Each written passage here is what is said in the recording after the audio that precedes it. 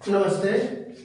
आज मैं ट्रांसलेशन का पार्ट 1 पढ़ाऊंगा, जिसमें प्रेजेंट इंडेफिनिट टेंस के वाक्य को कैसे बनाया जाता है। Hindi to English. अगर हिंदी का वाक्य है तो उसको इंग्लिश में कैसे बनाएंगे, उसका क्या नियम है। अच्छा, इस प्रेजेंट इंडेफिनिट टेंस में जाने से पहले मैं कुछ चीज़ें आपको बता देता हूं। जो बेसिक चीज है ये हर टेंस में काम आएगी, हर तरह के वाक्य में काम आएगी। पहला कि कोई भी वाक्य दो तरह का होता है। एक जिसमें क्रिया हो, जैसे राम खाता है, खाना क्रिया हो। दूसरा राम घर पर है, राम घर पर है। पहले में क्रिया है, खाने की क्रिया हो रही, दूसरे में खाने की क्रिया नहीं हो रही है। अच्छा, ये साधारण और निगेटिव दोनों तरह के इसमें होती है। जैसे राम घर नहीं जाता है, राम घर पर नहीं है, तो दोनों तरह हो गया। उसी तरह से प्रश्नवाचक वाक्य भी दो तरह के होते हैं। एक प्रश्नवाचक वाक्य होता है जिसका उत्तर आप यस या नो में ही दे सकते हो। जैसे क्या तुम घर जाते हो, यस या नो। क्या तुम घर पर हो, यस या नो। तो इस तरह के वाक्य जो है जिनका यस नो में ही उत्तर दिया जाता है। और दूसरा वाक्य होता है प्रश्नवाचक, जिसका यस या नो में उत्तर नहीं दिया जा सकता है। इसके उत्तर के लिए आपको एक वाक्य बोलना पड़ता है। जैसे तुम कहाँ रहते हो, इसमें आप यस या नो में उत्तर नहीं दे सकते हैं। इसमें आपको कहना पड़ेगा मैं बनारस में रहता हूँ, या मैं इलाहाबाद में रहता हूँ, या मैं नैनी में रहता हूँ, या मैं झूसी में रहता हूँ। तो आपको उत्तर देना पड़ेगा। तो ये दो तीन चीजें हो गई। अब मैं टेंस के बारे में बता रहा हूं। अच्छा, इसके बाद एक और चीज होती है सब्जेक्ट। सब्जेक्ट नाउन और प्रोनाउन दोनों होते हैं। सब्जेक्ट जो है किसी वाक्य का सब्जेक्ट नाउन या प्रोनाउन दोनों से कोई भी हो सकता है। अब नाउन आप जानते हैं, नेमिंग वर्ड्स नाउन है, ये सिंगुलर प्लूरल दोनों होता है। प्रोनाउन में आपको ये सिंगुलर और प्लूरल दोनों होता है। ये इसमें पर्सन होते हैं, फर्स्ट पर्सन, सेकेंड पर्सन और थर्ड पर्सन। फर्स्ट पर्सन होता है आई, सेकेंड पर्सन है यू, थर्ड पर्सन ही। तो आई एक के लिए आता मैं, यू तुम के लिए आता है। लेकिन थर्ड पर्सन जो है इसमें सिंगुलर भी होता है, प्लूरल भी होता है। जैसे थर्ड पर्सन ही है थर्ड पर्सन, यह एक के लिए होता है, ये हो गया सिंगुलर। दे भी थर्ड पर्सन है, लेकिन वो है बहुवचन, प्लूरल के लिए, सिंगुलर के लिए। ये चीज आपको ध्यान देना है। और इसी के अनुसार हमने पिछले वाक्य में आपको बताया था सब agreement of verb to subject, या सब्जेक्ट का एग्रीमेंट वर्ब साथ कैसे होता है। सिंगुलर नंबर की सिंगुलर नंबर सब्जेक्ट होता है तो उसमें वर्ब जो है सिंगुलर नंबर की लगेगी। प्लूरल नंबर सब्जेक्ट होता है तो वर्ब प्लूरल नंबर की लगेगी। तो ये सारी चीजें हैं। अब मैं प्रेजेंट इंडेफिनिट टेंस के बारे में बताऊंगा। प्रेजेंट इंडेफिनिट टेंस की जो ऑक्सिलरी वर्ब होती है, ऑक्सिलरी वर्ब जिसको हिंदी में सहायक क्रिया बोलते हैं, वह do, does, is, am, are, can, may. Do, does, is, am, are, can, may इत्यादि। अब यह ध्यान दीजिएगा, do does is am are, do does जहां होगा वो क्रिया वाले वाक्यों में लगता है। कैन में ये भी क्रिया वाले वाक्य में लगता है, लेकिन is am are particularly present indefinite के लिए एक क्रिया वाक्य में नहीं लगेगा। कॉन्टिन्यूअस होगा तो उसमें जैसे आई एम गोइंग हो जाएगा, लेकिन प्रेजेंट इंडेफिनिट में इज एम आर जो है का उपयोग क्रिया वाले वाक्य में नहीं लगता है, ये ध्यान दीजिए। अच्छा, अब ये प्रेजेंट इंडेफिनिट देखो, वाक्य भी कई तरह के होते हैं, अफर्मेटिव, नेगेटिव, इंट्रोगेटिव। अफर्मेटिव साधारण वाक्य, नेगेटिव नकारात्मक वाक्य, इंट्रोगेटिव प्रश्नवाचक। तो अफर्मेटिव सेंटेंस जो साधारण वाक्य है होते हैं, उनका हम कैसे बदलेंगे, इंग्लिश बनाएंगे, उसके लिए नियम है। पहला होगा सब्जेक्ट, और सब्जेक्ट के अनुसार वर्ब फर्स्ट फॉर्म या वर्ब विद ईएस या एस। इसके बाद आपको ऑब्जेक्ट एंड अदर वर्ड्स लिखना होगा, लास्ट में फुल स्टॉप। ये वह है जिसमें कोई क्रिया हो रही हो, जिस वाक्य में कोई क्रिया हो रही हो उसमें आप ये नियम लागू करेंगे। अगर वाक्य में क्रिया नहीं हो, जैसे मैं घर जाता हूं, इसमें जाने की क्रिया हो रही है, ये हो गया आपका क्रिया वाला वाक्य। अगर क्रिया नहीं हो रही तो सब्जेक्ट लिखेंगे, फिर is, am, are plus other words, last में फुल स्टॉप। जैसे मैं घर जाता हूं, मैं घर पर हूं, मैं घर जाता हूं, इसमें हो रहा है वर्ब। आया मैं घर पर हूं, इसमें कोई क्रिया नहीं हो रही है, तो ये वर्ब आप इसमें लगाएंगे पहले वाले में, और इसमें इज एम आर लगेगा। अब इज कहां लगता है? सिंगुलर नंबर नाउन या थर्ड पर्सन प्रोनाउन, जहां सिंगुलर नंबर ही, सी, ये लगेगा। एम कहां लगता है? Only for I. आर कहां लगता है?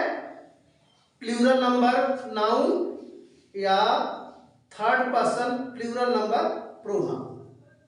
अब कुछ उदाहरण देख लीजिए।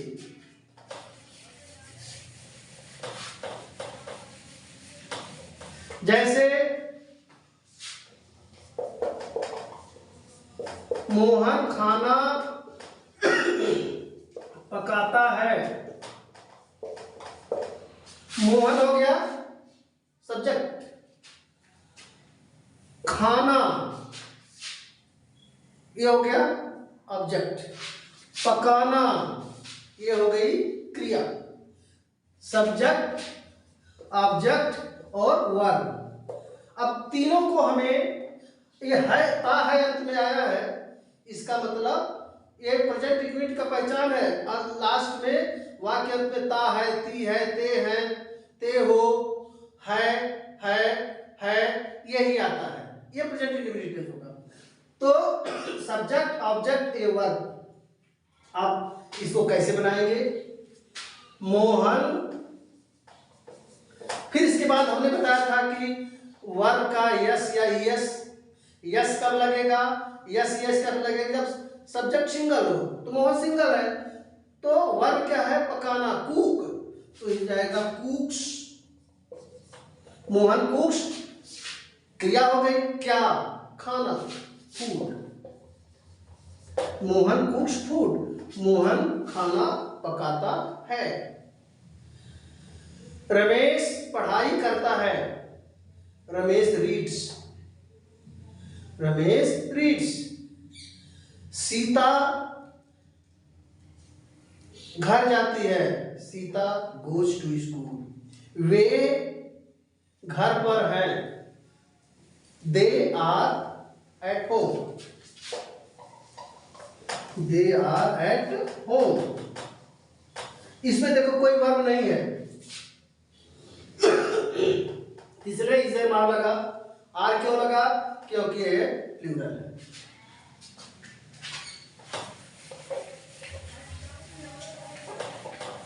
अब ये हुआ सकारात्मक, जिसको अफर्मेटिव कहते हैं।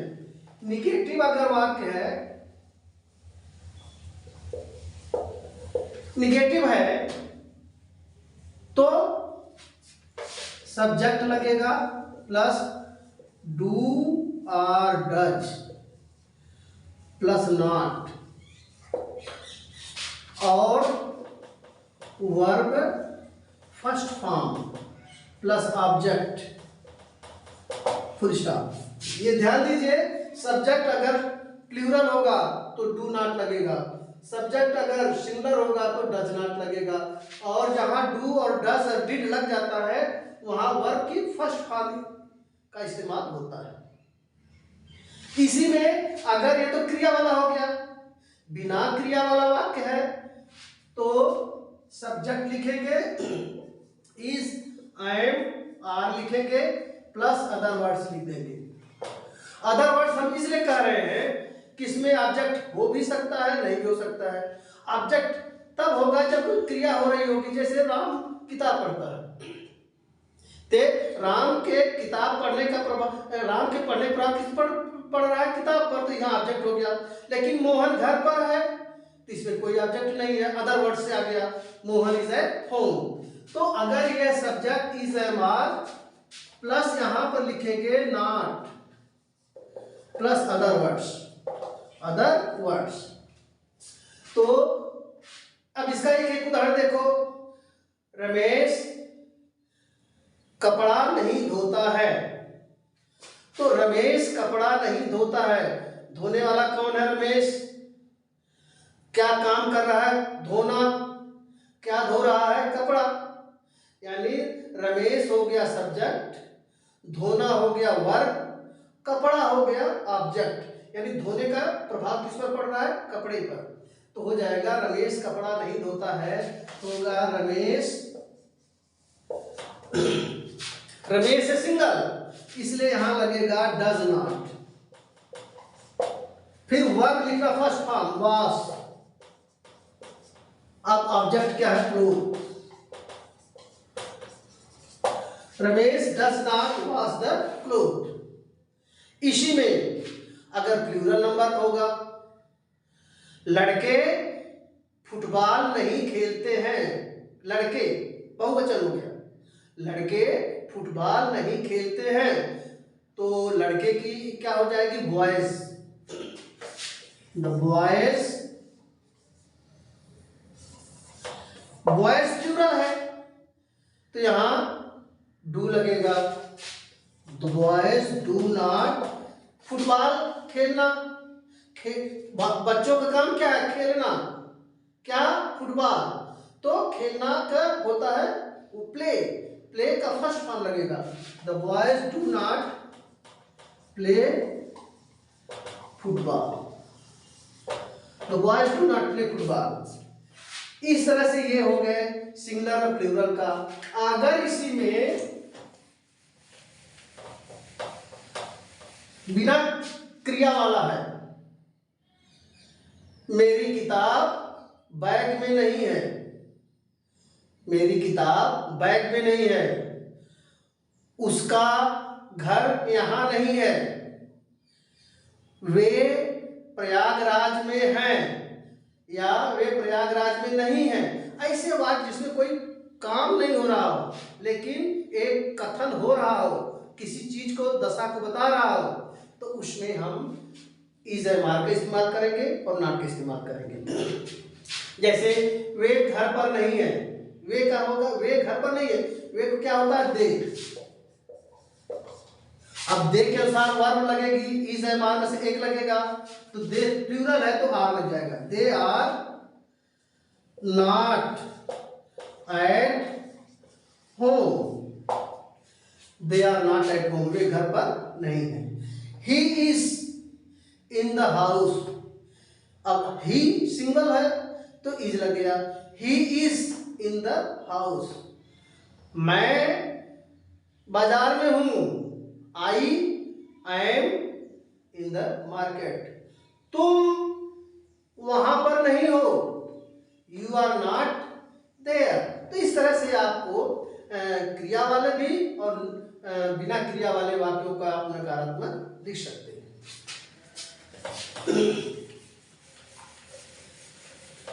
दूसरा है इंट्रोगेटिव।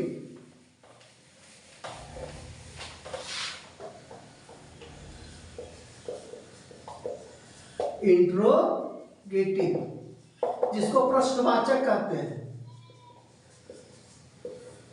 प्रश्नवाचक में भी हमने आपको बताया था कि दो तरह का वो प्रश्नवाचक होता है। एक प्रश्नवाचक वाक्य का उत्तर आप यस या नो में दे सकते हो, उसके लिए किसी अतिरिक्त वाक्य की जरूरत नहीं पड़ती है। तो ऐसे का हम कैसे बनाएंगे?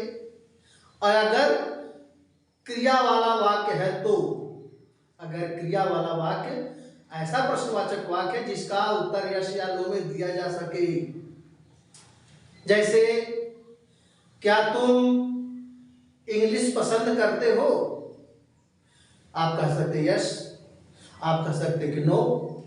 तो ऐसे वाक्य जब आएंगे तो उसका हम कैसे वाक्य बनाएंगे? इसमें हम लिखेंगे डू और डस और कैन, इसके बाद सब्जेक्ट, फिर इसके बाद अब देखो डू डस कैन अगर इंडिफिनिट में है तो आपको वर्ब का फर्स्ट फॉर्म ही लिखना होगा, वर्ब का फर्स्ट फॉर्म प्लस ऑब्जेक्ट और लास्ट में साइन ऑफ इंट्रोगेशन, प्रश्नवाचक चिन्ह। अगर ये तो साधारण का अफर्मेटिव का, अगर वाक्य नेगेटिव है तो डू डस सब्जेक्ट, फिर इसके बाद नॉट लग जाएगा यहाँ पर। अगर नेगेटिव रहेगा तो नॉट लग जाएगा, वर्ब फर्स्ट फॉर्म। जैसे तुम स्कूल जाते हो, do you go to school, do you go to school. Do you जो है हमने बताया कि यू तो एक व्यक्ति के लिए इस्तेमाल होता है, लेकिन ये जो अपने साथ वर्ब जो है प्लूरल नंबर की को कैरी कर सकता है, करता है। यू को साथ प्लूरल नंबर की वर्ब का इस्तेमाल होता है, जैसे यू है तो डू हो जाएगा, do you go verb to school. अगर होता है कि क्या तुम स्कूल नहीं जाते हो, नकारात्मक आ गया, do you not go to school, दोनों अर्थ। तो नॉट का इस्तेमाल आप कर सकते हैं। Do you go to school, क्या तुम स्कूल जाते हो, do you not go to school, क्या तुम स्कूल नहीं जाते हो। दोनों को उत्तर यस या नो में दिया जा सकता है, इसलिए इसका हम इस तरह से ट्रांसलेशन करेंगे, हिंदी से इंग्लिश बनाएंगे। और एक और है, अच्छा इसी में अगर बिना क्या बोलते हैं, बिना क्रिया वाला वाक्य कोई आ गया, क्या वे घर पर हैं, क्या वह कमरे में है, क्या वे कमरे में नहीं है, इसमें वही लगे इज़मार लगेगा सबसे पहले, इज़मार के बाद सब्जेक्ट, अगर निगेटिव है तो नॉट लग जाएगा और अदर वर्ड्स लिख देंगे। जैसे क्या वह घर पर है, is he at home, is लगा, ही सिंगुलर है इसलिए इज लगा, इज ही एट होम। क्या वह घर पर नहीं है, is he not at home. इसमें देखिए कोई क्रिया नहीं हो रही है, लेकिन इसको हमने इस तरह से लिख दिया।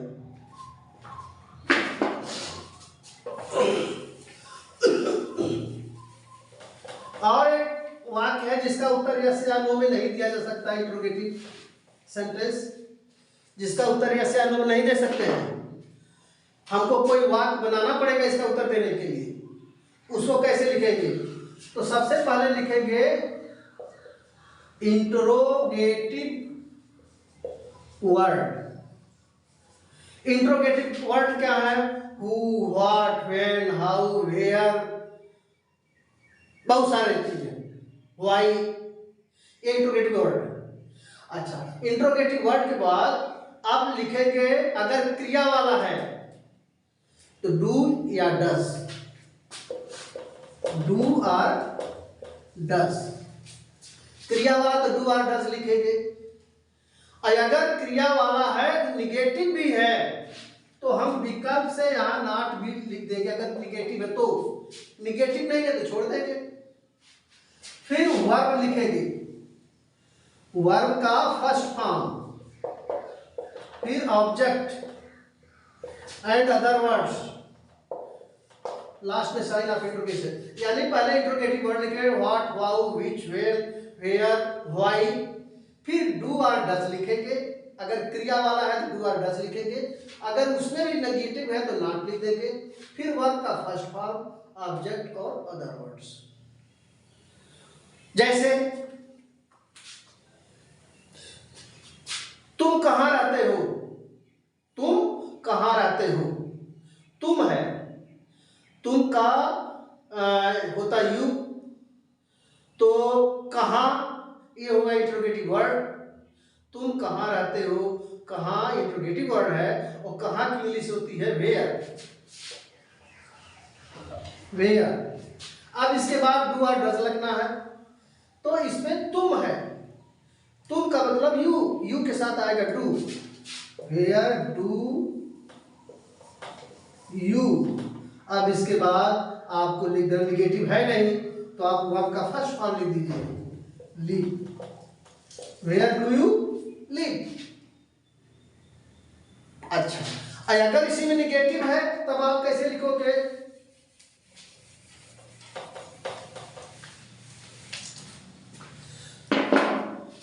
वे विद्यालय क्यों नहीं जाते हैं, वे विद्यालय क्यों नहीं जाते हैं। इसका इंट्रोगेटिव वर्ड है क्यों, तो क्यों का इंग्लिश क्या होगा? व्हाई। अब आपको बनाना है, लिखना डू या डज में से एक का सिलेक्ट करना है। तो सब्जेक्ट क्या वे, वे है pronoun third person plural number. तो आपको थर्ड पर्सन प्लूरल नंबर के लिए आएगा डू, व्हाई डू, फिर सब्जेक्ट दे, और क्यों नहीं नॉट, वर्ब का फर्स्ट फॉर्म गो। वे विद्यालय क्यों नहीं जाते, why do they not go to school. ये आपका हो गया दोनों तरह का वाक्य। Why do they not go to school, तुम अपना काम पूरा क्यों नहीं करते हो, why do you not complete your homework. वह स्कूल क्यों नहीं आता है, why does he not come to school. तो डू डज का निर्धारण आपको सब्जेक्ट के अनुसार करना पड़ेगा, ये ध्यान रखिएगा। अच्छा, इसी में अगर आपको बिना कर्म वाला है, बिना सब क्या बोलते हैं क्रिया वाला है, जैसे तुम कहां पर हो,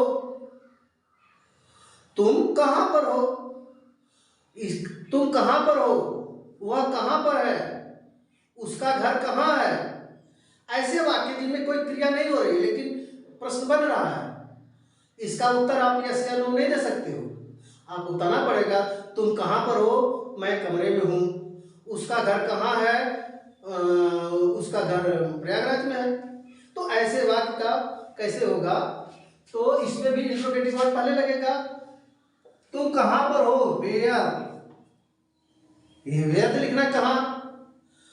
फिर आपको इज एम आर में से एक लगाना है। तुम है, तुम के साथ आर मतलब प्लूरल नंबर की वर्ब लगती है, वेयर आर। इसके बाद सब्जेक्ट लिख दीजिए, where are you, where are you. अच्छा, अभी इसमें अगर निगेटिव आ गया, तुम वहां पर क्यों नहीं हो, तुम वहां पर क्यों नहीं हो, व्हाई, क्यों का इंग्लिश होगा व्हाई, व्हाई। अब इसके बाद यू है, यू के साथ आर लगेगा, why are you not there, why are you not there. तो इस तरह से कुछ सेंटेंस हैं, आप प्रैक्टिस करके आप अपने ट्रांसलेशन बना सकते हो, हिंदी टू इंग्लिश बना सकते हो। आज भर के लिए इतना ही। अगर आपको वीडियो पसंद आया तो लाइक कीजिए और शेयर भी कर सकते हैं, कुछ मित्रों का आपका हित हो जाएगा। Thank you.